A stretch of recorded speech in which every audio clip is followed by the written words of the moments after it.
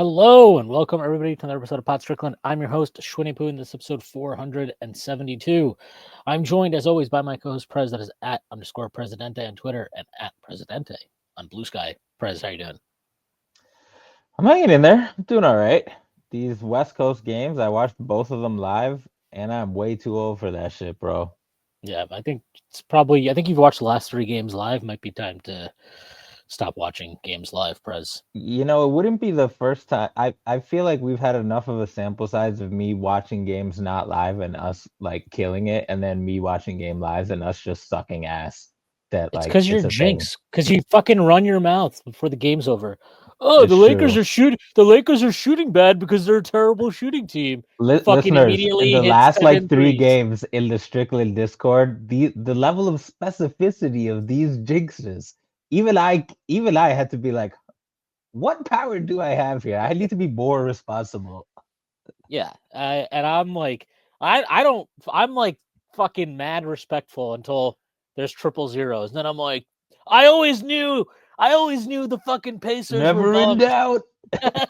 I always knew Halliburton was a fraud.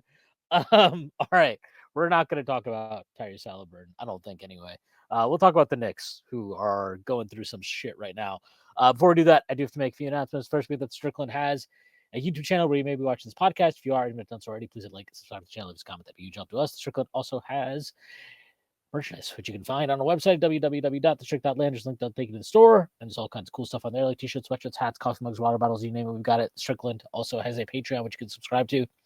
There are a number of different tiers. There's a $6 tier that gets you access to Pod Strickland's podcast that I host every Friday with Prez. You also get access to Takes from Obvious Bozos, a podcast hosted by Andrew Steele, aka Doug, along with Zach Blatter, and you get access to the Strickland Discord where the conversation never stops. There are further tiers. There's a $9 tier that gets you access to Strickland Roll, my solo pod, where I rant around with the Knicks and more. You also get access to wonderful premium articles by Matthew Miranda, one of the best in the business, and you get Strictly NFL, which you guessed it is a podcast about the NFL that is hosted by Konstantin Metrikos and Desmond Novak. There are further tiers. There's $15 tier, $30 tier, $50 tier, and $100 tier that's going with a variety of additional benefits, like listening on our pod recording, merchandise discounts, and even potentially co-hosting a podcast alongside yours truly one day, whether you choose to subscribe. None of this would be possible without you, and none of this would be possible without BetOnline. BetOnline is the world's most trusted betting platform, your number one source for online betting in 2025. Whether you're a seasoned fan or a first-time bettor, BetOnline is your ultimate game day companion with the largest selection of odds on everything from NBA and college basketball to the NHL and UFC. BetOnline continues to be your number one sports betting source for every three-pointer to hat trick. BetOnline is you covered with odds, stats, and more for every game, every play, and every win. BetOnline, the game starts here. The Knicks lost their third in a row. They dropped 105-95 game to the Clippers. Jalen Brunson will be out for at least 2 weeks, is what Shams tweeted. I thought the game sucked to watch. And I think there's a couple things. I have been like killing Thibs these last couple of games. I think for the most part, offensively, I feel fine with most of my criticism, and I think even the rotation and lineups and sub patterns. I think I don't. I thought it was awful yesterday, and I came in understanding, obviously, without Jalen Brunson, like there's just stuff that you're gonna struggle with. But I thought I thought it was another poor display in terms of managing the rotation throughout the course of the game. That said, one thing I think he does deserve credit for is the defense has been significantly better these last two games. I don't know if that's a blip. Is that just them? Am I maybe giving them a pass on some of their miscommunications on defense that aren't being punished in these last two games as frequently? I don't know. It just feels like they're actually doing a much better job of varying their coverages, letting Cat switch out more, which he's pretty good at. And I think they're doing a good job of timing it later in the shot clock so that doesn't have to stick out on an island for like 15 seconds versus, 6-7 seconds is different. So I think he does deserve credit for that. But their problem now remains that the offense has been poor. And we've talked about this for a while now, that the offense has been poor for a while. Real They were quick, making real up quick, for it. before we go to the offense, I did want to say a couple things about the defense before we switch gears. So like I agree with you. I think like versus the Lakers, whether it was game plan Tibbs' decision or the player's decision. Lot more switches. Love to see it.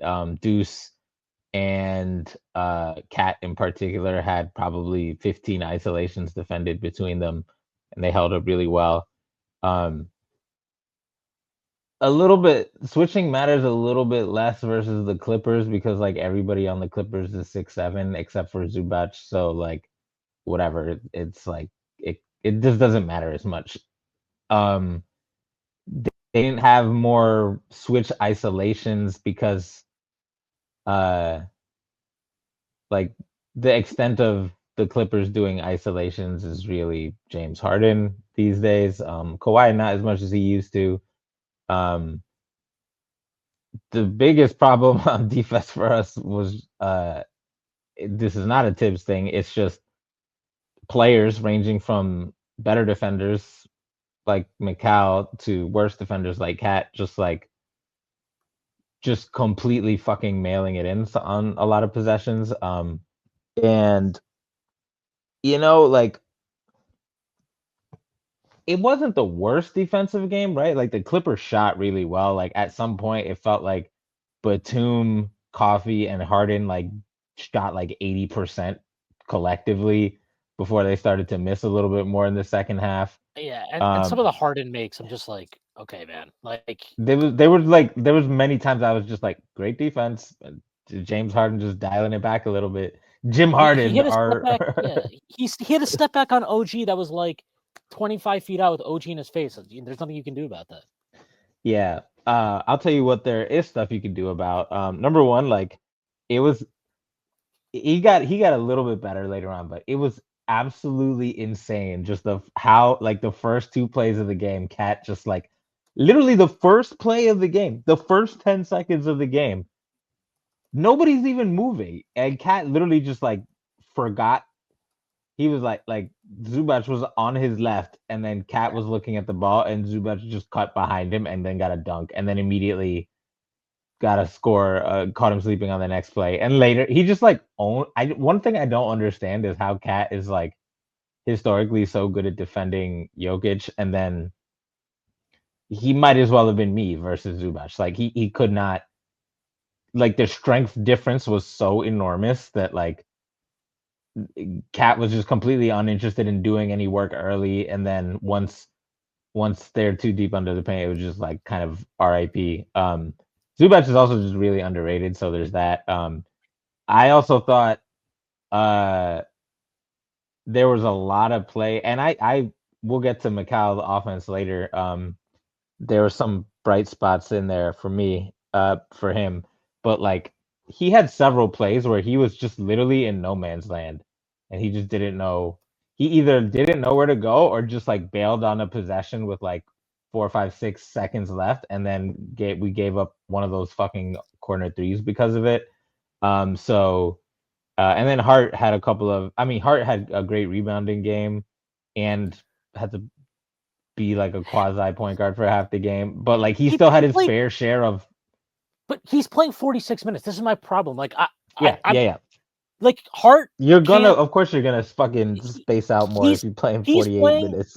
But it's just in general. Like I don't think it's a coincidence that he's had like his defense has fallen off in New York, and he's never been the greatest defensive player. But he's never like, been bad. For the first year he was in New York, his defense was good. I'm not saying like phenomenal, fantastic. No, it was good. Yeah, it was good. Since he's had to start playing these, like, since Thibs has started playing him 38, 39, 40 minutes consistently, his defense has fallen off a cliff, and that's not a coincidence. He has to manage his energy, and you can't be like, hey, Josh, look, because we do need his rebounding. And so more than just the minutes, like the nature of the minutes in the last year and a half, and this year in particular, because of the whole like 5 out, they ignore Cat, therefore Josh has to become like the secondary ball handler and the primary screener. So it's like more intense minutes and a lot of minutes. Yeah, and it's just I have, and like, so like, yes, I think we've highlighted a lot of times where we're like, Josh, please be fucking serious for once on defense, and that's fair. I stand by those criticisms, but at a certain point, I also I have to look at the coach and put the blame on him there too, because you're not doing anything to help the guy. Like if it looks like, hey, his focus is not there, he's not, paying attention to the things that he needs to pay attention, he's not executing the things we need him to execute, like, it is probably related to fatigue. And this is not me being like, oh my God, Thibs is running these guys in the ground. This is me just being like, if you play a lot of NBA minutes, fatigue will be part of it. That's it. Like, that's why it's so hard to win a championship, because you can rest guys perfectly all throughout. You still got to play an extra 2 fucking months of basketball to win the fucking championship, up to 28 additional games, right? Like, you have to play a lot. So I'm not sitting here saying Thibs should, he's got to rest them and he's got to fucking, like, but you have to be able to understand in the course of a game. And it's not just how it's not even just the minutes total. It's also like, this is where I've always felt the criticism is misguided, because the minute totals to me are not really my gripe ever with Thibs. My gripe always has to do with, like, Josh Hart play 16 minutes in a row. Like, why is that a thing? That's always a problem to me. I never get that. And then forgetting just like it's one thing when you literally don't have depth. Okay, that is a separate thing. I'm sorry, I am fucking done. Like, we have seen enough. Deuce shot like shit yesterday, and he still was like probably had the best plus minus in the fucking starting out of the starters. I think it was him and Mikal. But like, he obviously, for whatever the hell fucking reason, you put him in one of these in the 2 to 4 spot. So like one of the wing spots, I guess if you want to call them. You put him in that spot, and the Knicks just play better. Okay, we can talk about the reasons. That's fine. We can do that later. But that's just the fact. Okay, so if you're using Josh Hart to effectively play to plug in gaps between 2 to 4, you can do the same fucking thing with Deuce. And then on top of the fact that you have Deuce, who can kind of serve that purpose and give Josh a little bit more time, and not just Josh, by the way, also Bridges, right? Also OG Anunoby. Like, so you have Deuce that can do that. Shamet is playing better. Like, he's actually playing completely fine basketball right now. Now, I'm not saying that means that he needs to play 25 minutes a night, but if you can't manage your rotation to avoid having Josh play 46 fucking minutes last night, when you have Deuce, when you have Shaman, and then you have Campaign sitting on the bench too. Like, you have enough there to avoid playing Josh Hart 46 minutes. And what did Mikal Right, play? it's not 40 minutes? rookies. Yeah. And playing Mikal 44 And minutes. you got good Precious minutes yesterday. Yeah, Precious was good yesterday. So to me, like, and honestly, I just say this: the fucking stupidest part of this game, which drove me nuts, and I probably lost. I know, not probably. I did lose my mind about it on the post game. Was the fucking for no fucking reason, literally for no fucking reason. At the end of the first quarter, we get Precious Cat minutes. Why? Like, that shit doesn't even work with Jalen Brunson running point. Now you want to run it with fucking Deuce running point, and like, again, the Deuce thing will always drive me nuts, because I knew he was gonna do that shit too, because like Precious was playing so well without Cat. I was like, oh, he's gonna think that like I'm gonna ride Precious while he's hot and use him with Cat, and then we're gonna get going. It's just like it's like middle school coaching, and and I don't no disrespect to middle school coaches. I mean a middle school student coaching, like a and child coaching. and then, like, again, like, I people were like, well, who else would he start? Like, he has to start Deuce, and oh, like, you've been asking them to play Deuce more, and now you're mad that he's starting him. I'm like, I want Deuce to play more in a very specific role. I do not want Deuce primary ball handler, and I understand, Do because you didn't, like, I understand, because you don't have Brunson right now, and maybe Thibs doesn't believe in Delon Wright, and he's fine. It's fine for him to not believe in Delon Wright. This is not a criticism, by the way. And because he didn't have Tyler Kolek available, that you're going to have to play Deuce some as a primary ball handler. I totally understand that. I've no issue with that, actually. My issue is the fact that you're putting him in that role to start. Coming into last night, Deuce McBride played 96% of his minutes at basically not at the one. So he's played like 4 to 5% of his minutes at the one, and then he's played the vast majority of his minutes at 2, 3, 4, whatever designation they give him. Why the fuck are you then like, that's the right move? Like, this is the right thing, right? Like, we talked about this going back to last year, where after we did the OG trade, we were like, yeah, like, you look, OG's really killing it for us. We're a better team, but this backup point guard situation, this is probably ultimately not going to be what Deuce is. So you kind of have to play him with another point, like another guy that can handle the ball, and it'll be fine. Correct profiling by Thibs. Everybody clap. Seriously, everybody clap. Good job, Thibs. So why the fuck now, when you have an injury, is Deuce starting at a position that you yourself believe he isn't suited to play? It is so mind-boggling. I will never understand these bizarre decisions, because even if forget the fact that he has been weird with Deuce's minutes previously. But let's just say, for whatever reason, after the Lakers game, he had a fucking epiphany and he's like, you know what? I gotta play this kid more. Gotta get him out there for at least 30 minutes a night. You can still do that without starting him at fucking point guard right now. It's so bananas how he's managing these things. And I don't and I'll tell understand you it why. at I'll all. tell you why he does it the way he does. It's because he's so invested in these rigid units instead of just mixing and matching that now we can argue about whether it's oh, I don't want to I don't want to disrespect Hart by bringing him off the bench or some other weird stuff, but because mixing and matching is not the norm now, when you desperately more than ever need to mix and match, you are reluctant to do that, and instead you're just looking for vague analogs. You're like, okay, who's the next small guard on the depth chart? Oh, it's Deuce. That's the guy who will come up next. Instead of thinking okay, well, Campaign is a better primary ball handler, specifically in terms of being a caretaker for the offense, and he can actually play with Deuce. And you can play them together, and you can play them with Mikal, and there's lots of actual configurations you could go to here, but because he's not used to mixing and matching, for him probably mixing and matching now is going to be seen as a sign of, he probably thinks if I mix and match now, this is going to look desperate. I'm Thibs. I coach my way. Players have to execute. That's the problem. It's never my fucking rotations. It's never my fucking strategies. It's just execution. And if I vary away from that now, then I look weak as a leader. I look desperate as a coach. I look like I'm just throwing shit against the wall. When in the reality is it's not about desperation. It's just that's how you should fucking coach in the NBA in 2025 in the first place. Also, maybe throw shit at the wall. It's fine. You're allowed to throw shit at the wall. Sometimes it's a good thing to throw shit at the wall. But it's so frustrating because I have consistently said I don't care if Josh Hart starts.